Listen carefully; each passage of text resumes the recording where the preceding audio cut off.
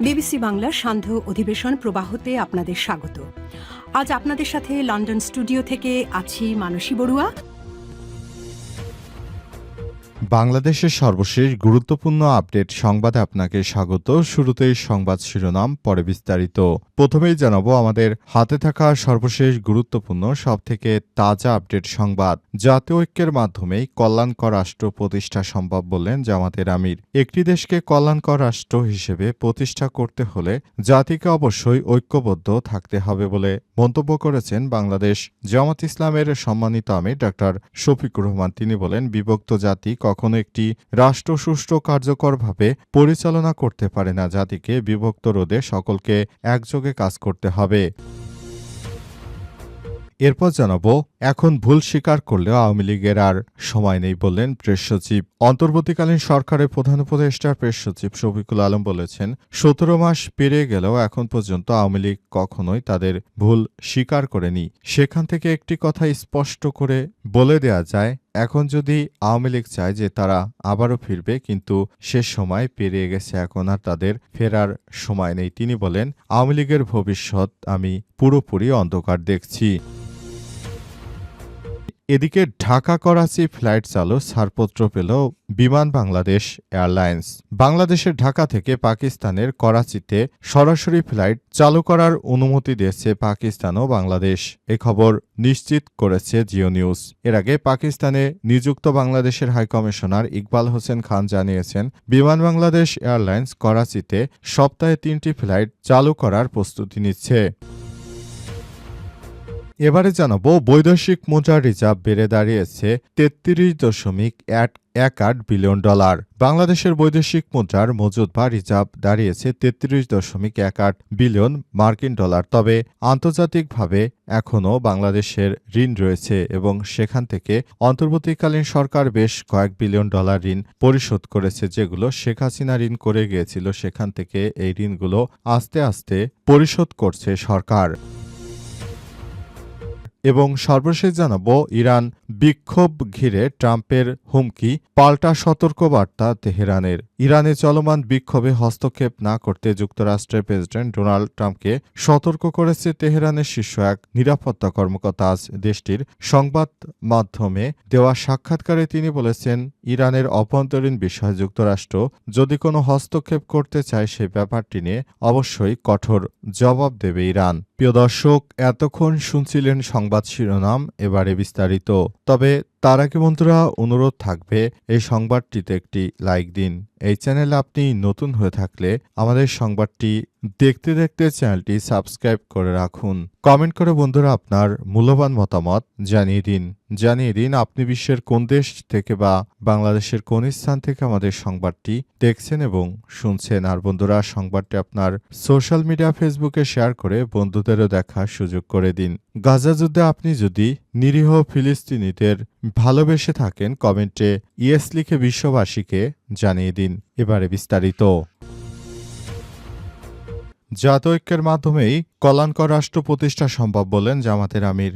একটি দেশকে কল্যাণকর রাষ্ট্র হিসেবে প্রতিষ্ঠা করতে হলে জাতিকে অবশ্যই ঐক্যবদ্ধ থাকতে হবে বলে মন্তব্য করেছেন বাংলাদেশ জামাত ইসলামের সম্মানিত আমির ডক্টর শফিকুর রহমান। তিনি বলেন, বিভক্ত জাতি দিয়ে কখনো একটি রাষ্ট্র সুষ্ঠু কার্যকরভাবে পরিচালনা করা সম্ভব নয়। জাতির বিভক্তি রোধে সকলকে একযোগে কাজ করতে হবে। শুক্রবার 2 জানুয়ারি ঢাকা বিশ্ববিদ্যালয় ফ্রেন্ডস ক্লাবের বার্ষিক অ্যানুয়াল গেট টুগেদার অনুষ্ঠানে প্রধান অতিথির বক্তব্যে ডাক্তার শফিকুর রহমান এসব কথা বলেছেন। জামাতের আমির বলেছেন, কখনো বিভ্রান্ত বিভক্ত জাতি কখনো মাথা উঁচু করে দাঁড়াতে পারে না। আমাদের মধ্যে মতের পার্থক্য থাকতেই পারে, কিন্তু সেই পার্থক্য যেন মতবিরোধের রূপ না নেয় সেদিকে সতর্ক থাকতে হবে। ডাক্তার শফিকুর রহমান আরও বলেন, সবাইকে ঐক্যবদ্ধ হওয়ার আহ্বান জানিয়ে তিনি বলেছেন, সবাইকে ঐক্যবদ্ধ থাকতে হবে এবং সবাই মিলে কাজ করতে হবে। নতুন বাংলাদেশ গড়ে তোলার যে সুযোগ পেয়েছি, সেই সুযোগকে কোনোভাবেই হাতছাড়া করতে দেওয়া হবে না। 53 বছর পর বাংলাদেশে এখন যে সুযোগ এসেছে, সেই সুযোগকে আমরা কাজে লাগাতে চাই এবং নতুন করে বাংলাদেশটাকে সুন্দরভাবে আমরা সাজিয়ে গুছিয়ে নিতে চাই বলে মন্তব্য করেছেন তিনি। সেজন্য সবাইকে নিয়ে আরও বেশি দায়িত্বশীল ভূমিকা পালন করতে হবে বলে মনে করেন তিনি। অন্তর্বর্তীকালীন সরকারের প্রধান উপদেষ্টা প্রফেসর ডক্টর মোহাম্মদ ইউনূসের সরকার আমাদের যে সুযোগ সৃষ্টি করেছেন সেই সুযোগকে কোনোভাবেই হাতছাড়া করা যাবে না বলে জানান তিনি আরও বলেন, আমরা চাই পুরো বাংলাদেশটাকে আবার নতুনভাবে সাজাতে। সেজন্য জাতীয় ঐক্যের মাধ্যমে আমরা মূলত আমাদের মতো করে দেশটা সুন্দর করে সাজাতে চাই। তা না হলে দেশটা ধ্বংস হয়ে যাবে এবং বাংলাদেশটা একরকম শেষ হয়ে যাবে বলে মন্তব্য করেছেন তিনি। তাই সবার আগে বাংলাদেশ, এই সত্যকে সামনে রেখে সবাইকে নিয়ে আমরা নতুন করে বাংলাদেশটাকে সাজাবো। সেটা বিএনপি, জামাত ইসলাম এবং এনসিপি সহ যারাই রাজি থাকবে সবাইকে নিয়ে আমরা জাতীয় ঐক্য গঠন করব, জাতীয় সরকার গঠন করব বলে মনে করেন বাংলাদেশ জামাত ইসলামের আমির। সেজন্য তিনি সবাইকে নিয়ে সেভাবেই কাজ করার জন্য জানিয়েছেন। এখন ভুল স্বীকার করলেও আওয়ামী লীগের আর ফেরার সময় নেই বললেন প্রেস সচিব। অন্তর্বর্তীকালীন সরকারের প্রধান উপদেষ্টা প্রফেসর ডক্টর মোহাম্মদ ইউনূসের সরকার নির্বাচনের আগে জামাত ইসলাম ও বিএনপি সহ অন্যান্য রাজনৈতিক দলকে নির্বাচনের সুযোগ সৃষ্টি করে দিলেও প্রকৃতপক্ষে এখন আওয়ামী লীগের আসলে নিবন্ধন স্থগিত রাখা হয়েছে। প্রেস সচিব জানিয়েছেন, আওয়ামী লীগ যেহেতু বাংলাদেশের জনগণের কারো কাছে কোনো ক্ষমা চায়নি, সুতরাং আওয়ামী লীগ এই বাংলাদেশে আর কখনো তারা ফেরত আসতে পারবে না। দেশের মানুষের কাছে কখনোই তারা ক্ষমা চায়নি, সুতরাং কোনোভাবে আওয়ামী লীগ বাংলাদেশে আর এক্সিস্ট করতে পারবে না বলে মনে করে তারা। এজন্য সরকারের পক্ষ থেকে বলা হয়েছে আওয়ামী লীগ যেন আর বাংলাদেশে নির্বাচন করার মতো এখন আর সে সুযোগ নেই, কিংবা আওয়ামী লীগ যদি এখনও ক্ষমা চেয়ে ফেরত আসতে চায় এখন আর সেই সময় নেই বলে জানিয়েছেন প্রেস সচিব শফিকুল আলম। তিনি বলেন, নতুন বাংলাদেশ গড়ে তোলার জন্য শিক্ষার্থীদের যে আন্দোলন সংগ্রাম ছিল সেটার উপর ভর করে, জুলাই গণ অভ্যুত্থানের উপর ভর করে এই সরকার গঠিত হয়েছে। সুতরাং এই সরকারের সবথেকে বড় কাজ হচ্ছে বিষয়গুলোকে সেভাবে দেখভাল করতে হবে এবং পুরো বাংলাদেশটাকে সেভাবে সাজিয়ে গুছিয়ে নিতে হবে। এজন্য আওয়ামী লীগ যেটাই করুক না কেন তারা বাংলাদেশে যেন আর ফেরত আসতে না পারে সেই ব্যাপারটি আরও বেশি দেখতে হবে। ঢাকা করাচি ফ্লাইট চালুর ছাড়পত্র পেল বিমান বাংলাদেশ এয়ারলাইন্স। বিমান বাংলাদেশ এয়ারলাইন্স ঢাকা ও করাচির মধ্যে সরাসরি ফ্লাইট চালাতে অনুমোদন দিয়েছে পাকিস্তান। আজ সূত্রের বরাত দিয়ে এই খবর নিশ্চিত করেছে পাকিস্তানের সংবাদ মাধ্যম জিও নিউজ।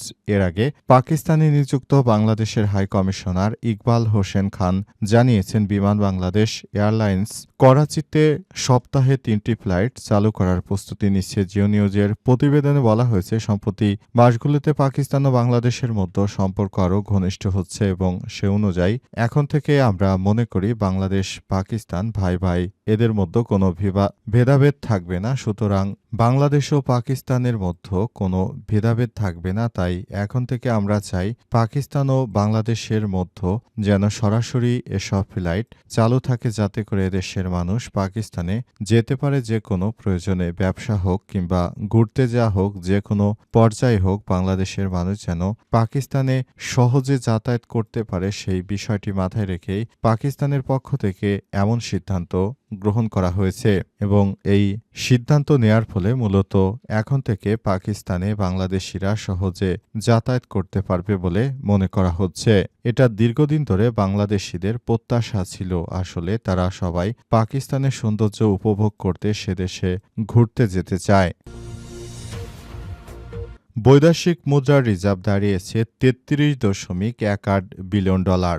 বাংলাদেশের বৈদেশিক মুদ্রার মজুদ বা রিজার্ভ দাঁড়িয়েছে ৩৩.18 বিলিয়ন মার্কিন ডলার। তবে আন্তর্জাতিক মুদ্রা তহবিল বা IMF এর balance of payment and international investment position manual বা BPM-6 অনুযায়ী বর্তমান দেশের রিজার্ভের পরিমাণ ২৮.৫১ বিলিয়ন মার্কিন ডলার। শুক্রবার বাংলাদেশ ব্যাংকের সর্বশেষ হালনাগাদ তথ্য থেকে সব তথ্য জানানো হয়েছে এবং বলা হয়েছে, এর আগে বাংলাদেশে কখনোই এতটা বৈদেশিক মুদ্রার রিজার্ভ ছিল না। এত বৈদেশিক মুদ্রার রিজার্ভ বাংলাদেশে রয়েছে। বাংলাদেশের প্রতিটি মানুষ এর পেছনে জড়িত রয়েছে। সবাই বিদেশ থেকে রেমিটেন্স আনার জন্য কাজ করছে এবং সবাই একসঙ্গে কাজ করছে বিধায় বাংলাদেশের রেমিটেন্সের প্রভাব এতটা বৃদ্ধি পেয়েছে। বাংলাদেশের মানুষ চাইলেই এখন বিদেশে গিয়ে তারা দেশে যেন রেমিটেন্স পাঠাতে পারে, সেই বিষয়টি বাংলাদেশের অর্থনীতির ক্ষেত্রে অনেক বড় ভূমিকা রাখছে এবং এজন্য মূলত বাংলাদেশের মানুষ এখন আগের থেকে অনেক বেশি স্বাবলম্বী হচ্ছে এবং বাংলাদেশের সরকারও এই টাকা পেয়ে তারপর এসব টাকা দিয়ে মূলত রাষ্ট্র পরিচালনা করার সুযোগ পাচ্ছে, যেটা বাংলাদেশের অর্থনীতির চাকাকে ঘোরাচ্ছে এবং নতুন বাংলাদেশ গড়ে তোলার জন্য প্রফেসর ডক্টর মোহাম্মদ ইউনূসের সরকার ক্ষমতা আসার পর থেকে সরকার আরও বেশি ভূমিকা পালন করছে।